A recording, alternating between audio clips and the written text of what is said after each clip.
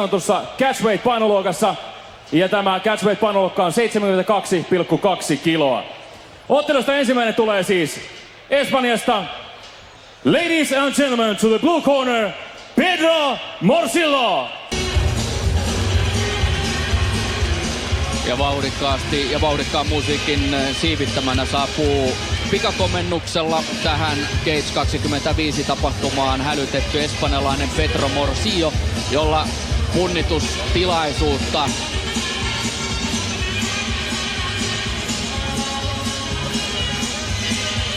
Pedro Morcillo!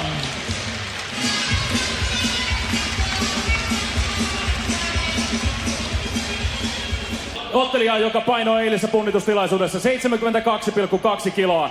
Hän on ammattilaisurallaan otellut 6 ottelua, joista 5 voitettua ja vain 1 hävitty ottelu. Fighting out the blue corner, from Spain, Pedro Morcillo.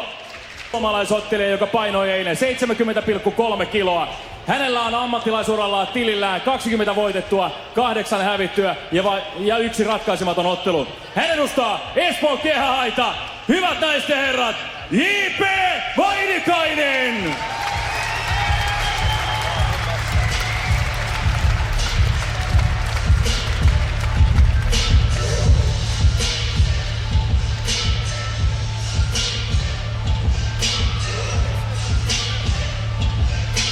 Tästä lähtee seuraava kamppailu liikkeelle J.P. Vainikaisella siniset housut ja espanjalaisella Pedro Morcillolla mustat housut.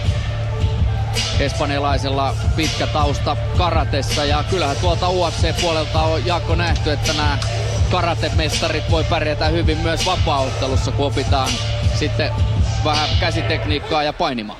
Totta kai, ja siis myös karatekoiden tyyli voi olla tosi vaikea. Et kun UFC:stä puhuin, niin Lyoto Machida, brasilialainen, joka myös tänään ottelee Brasiliassa, niin hänellä on hyvin tämmöinen klassinen karatetyyli. Ja se ajoituksen mestari. Nimenomaan, että se on ihan sama, että mille se näyttää, kunhan se toimii. Ja niin kuin tässä äsken puhuttiin tämän espanjalaisen taustoista, tosiaan 100 karateottelua ja ammattinyrkkeilutausta, ja näkee liikkeessä, että liikkeessä on aika paljon kimmosuutta ja elastisuutta, että vaikka ei välttämättä ole ihan päivän parhaassa kunnossa, että vähän on löysää.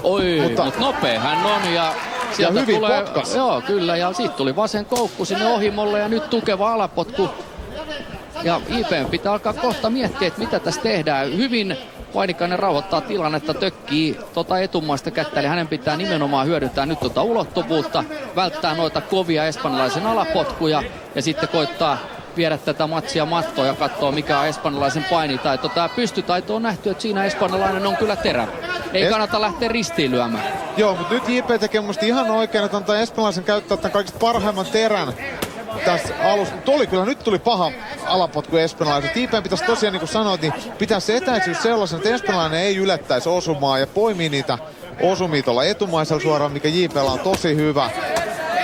Ja sitten kun espanjalaisen terä lähtee, niin sitten lähtee itse tekemään töitä. Mutta ei noita alapotkuja ihan älyttömästi kannata vastaanottaa, että kyllä ne kipeitä tekee, niin sitten myös omaa liikettä hidastaa. Tossa näkee, että espanjalainen kyllä hyökkää tosi vahvasti tonne jalkoihin. On, eikä ole juurikaan torjuntaa edessä.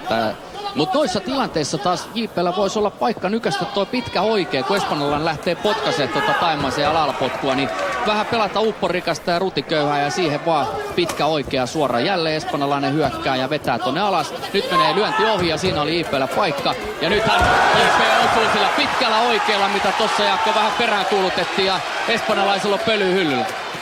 Mutta nyt pelataan upporikasta rutiköyhää. Nyt ei kannata ehkä hosua kuitenkaan. Hyvin JP ajoitti sen just sen takimaisen siihen, että kyllä samalla lailla, että ottaa sit vaan sen alapotkun vastaan ja kiskasee sen takimaisen suoraan siitä keskeltä sisään ja katsoo sitten, että mitä sen jälkeen tekee. Tuossa Vainikainen äskeisessä tilanteessa tosiaan löi hyvin vastaan ja sen jälkeen lähti heti myllyttämään.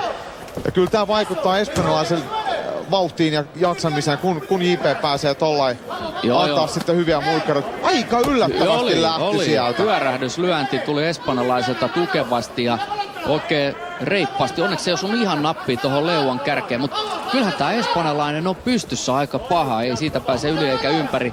Ja tuossa tilanteessa arvaamaton, todella arvaamaton. Siinä Vainikainen kun löi sen oikein, niin espanjalaisella meni selkeästi venttiilit pohjaan ja oli pölyä hyllyllä ja hän horjui. Mutta sitten se jatkotilanne, niin kun lähdettiin lyömään ristiin, niin siinä espanjalainen löi taas hyvin vastaan ja osui JP:tä. Et siinäkin oli tavallaan ihan järkevää suomalaista, ettei väkisin lähdetty hakemaan sitä tyrmäystä. Joo, siinä vetää omatkin bensat äkkiä tyhjäksi, että kyllä nyt toi espanjalainen ei lähtenytkään lyömään kilpaa, vaan vastas lyöntiin potkulla. Kyllä toi alapotku on toi espanjalaisen paras ase, että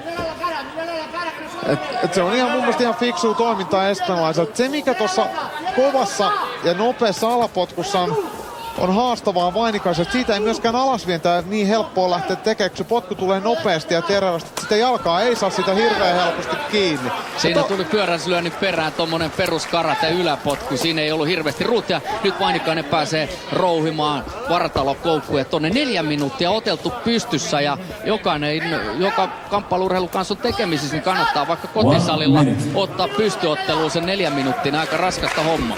Kyllä se on ja jos ajatellaan, että mitä ottelijat on tässä tehnyt. JP on ottanut aika monta potkua. Nyt se lähti torjumaan kyllä. Nyt JP oli sitä mieltä, että ei viitti enää reisille ottaa vastaan, että torjutaan omalla jalalla. Siinä oli hyvä natti. Joo. Etumainen suora. Nimenomaan tuo etumaisen suoran takaa pitää nyt vaan Vainikaisen. Se on ulottuva, nopea, menee sinne käsien väliin. Ja sitten kun saa pikkusen peittoon, niin jälleen se kova oikein, millä kerran jo laittoi espanjalaisen tuossa vaikeuksiin. Ja pikkusen torjuntoja ei tuohon alapotkuun, ettei turhaa pauku koko ajan.